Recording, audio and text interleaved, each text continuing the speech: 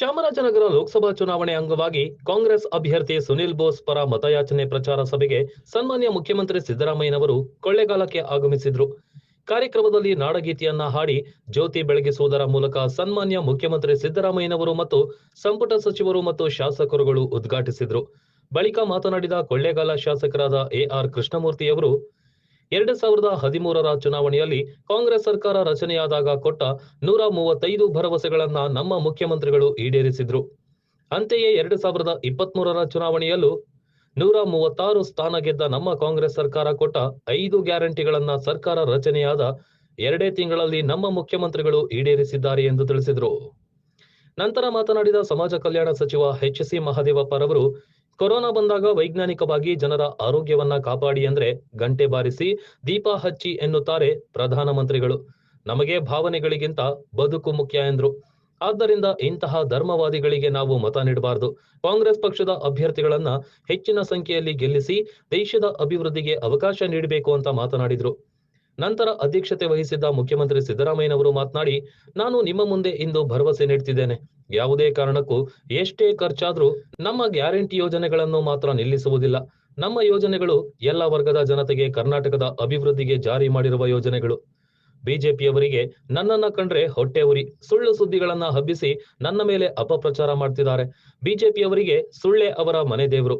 ಆದ್ದರಿಂದ ಇಂಥವರಿಗೆ ಕೈ ಮುಗಿದು ಬೇಡಿಕೊಳ್ತೇನೆ, ಇಂಥ ಸುಳ್ಳುಗಾರರಿಗೆ ಎಂದಿಗೂ ನಾವು ಮತ ನೀಡಬಾರದು. ಕಾಂಗ್ರೆಸ್ ಪಕ್ಷ ನುಡಿದಂತೆ ನಡೆದಿರುವ ಪಕ್ಷ. ಆದ್ದರಿಂದ ಚಾಮರಾಜನಗರ ಲೋಕಸಭಾ ಕ್ಷೇತ್ರದಲ್ಲಿ ನಮ್ಮ ಕಾಂಗ್ರೆಸ್ ಪಕ್ಷದ ಅಭ್ಯರ್ಥಿಯನ್ನ ಅತಿ ಹೆಚ್ಚಿನ ಮತಗಳಿಂದ ಗೆಲ್ಲಿಸಿ ಚಾಮರಾಜನಗರದ ಅಭಿವೃದ್ಧಿಗೆ ತಾವು ಸಹಕರಿಸಬೇಕು ಅಂತ ಮನವಿ ಮಾಡಿದ್ರು.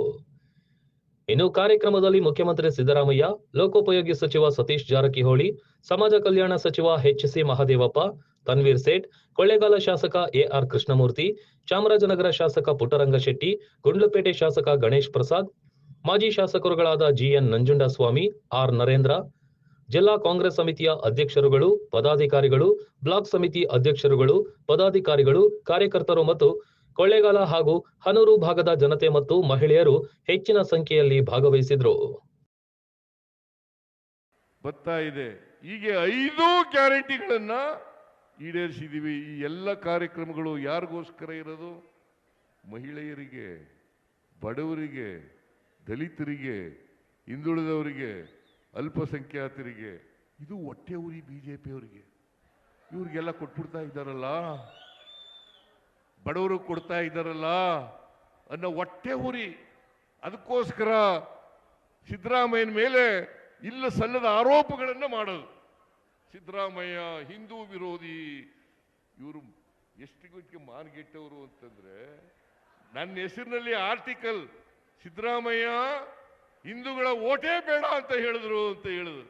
ಹಿಂದೂಗಳು ಓಟೇ ಬೇಡ ಅಂತ ಹೇಳಿದ್ರು. ನಾನು ಅವ್ರು ಯಾರು ಅಂತ ಪತ್ತೆ ಹಚ್ಚರಪ್ಪ, ಅವ್ರ ಮೇಲೆ ಕೇಸ್ ಹಾಕಿ ಅಂತ ಹೇಳಿದ್ದೀನಿ. ಬೇಕು ಅಂತ ಅವರೇ ಮಾಡಿರೋದು.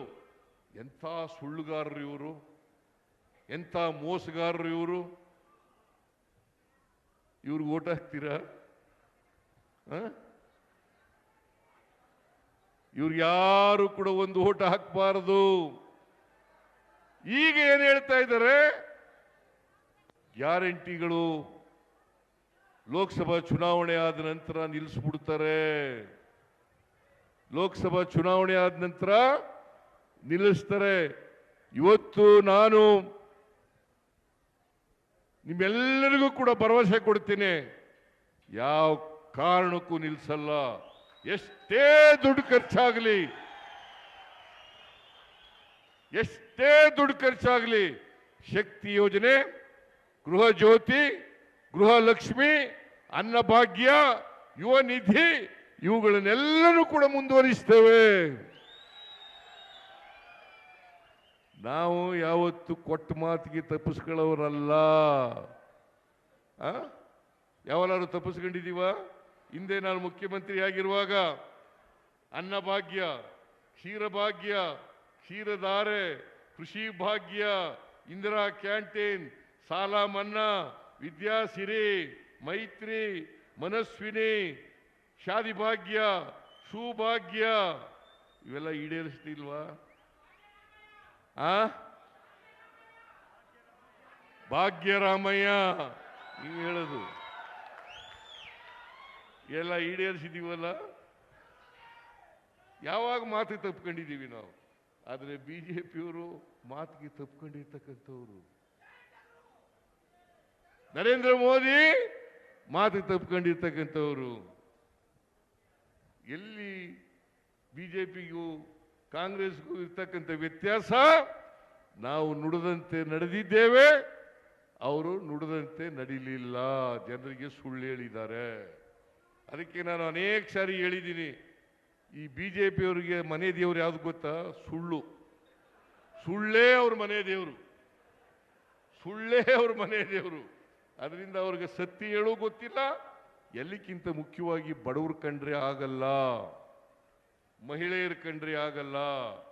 ಕಳೆದ 2023ರ ವಿಧಾನಸಭಾ ಚುನಾವಣೆ ಪೂರ್ವ ರಾಜ್ಯ ಸರ್ಕಾರ ಬರುವ ಮುನ್ನ 5 ಗ್ಯಾರಂಟಿ ಯೋಜನೆಗಳನ್ನ ಜಾರಿ ಮಾಡ್ತೀವಂತಕ್ಕಂಥ ಒಂದು ವಿಶ್ವಾಸ ಮಾತುಗಳನ್ನ ಮಾನ್ಯ ಮುಖ್ಯಮಂತ್ರಿಗಳಾದ ಸಿದ್ದರಾಮಯ್ಯನವರು, ಮಾನ್ಯ ರಾಜ್ಯಾಧ್ಯಕ್ಷರಾದ ಡಿ.ಕೆ. ಶಿವಕುಮಾರ್ ಅವರು, ಪ್ರಣಾಳಿಕೆ ಅಧ್ಯಕ್ಷರಾದ ಮಾನ್ಯ ಪರಮೇಶ್ ಸಾಹೇಬರು ಘೋಷಣೆ ಮಾಡಿದರು.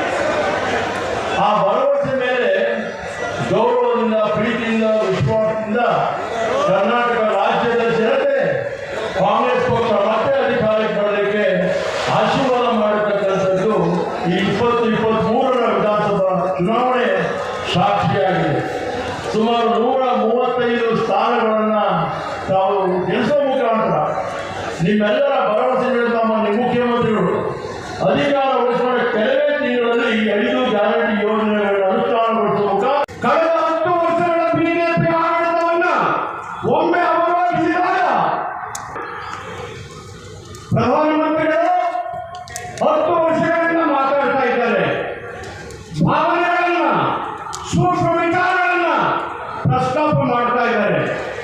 ಭಾವನೆಗಳ ಮುಖಾಂತರ ಜನರ ಮನಸ್ಸನ್ನ ಕೆರಳಿಸ್ತಾ ಇದ್ದಾರೆ, ಜನರನ್ನ ಪ್ರಚೋದನೆಗೊಳಿಸ್ತಾ ಇದ್ದಾರೆ. ಧರ್ಮ ದೇವರ ಹೆಸರಿನಲ್ಲಿ ನಮಗೆ ಭಾವನೆಗಿಂತ ನಮ್ಮ ಬದುಕು ಮುಖ್ಯ.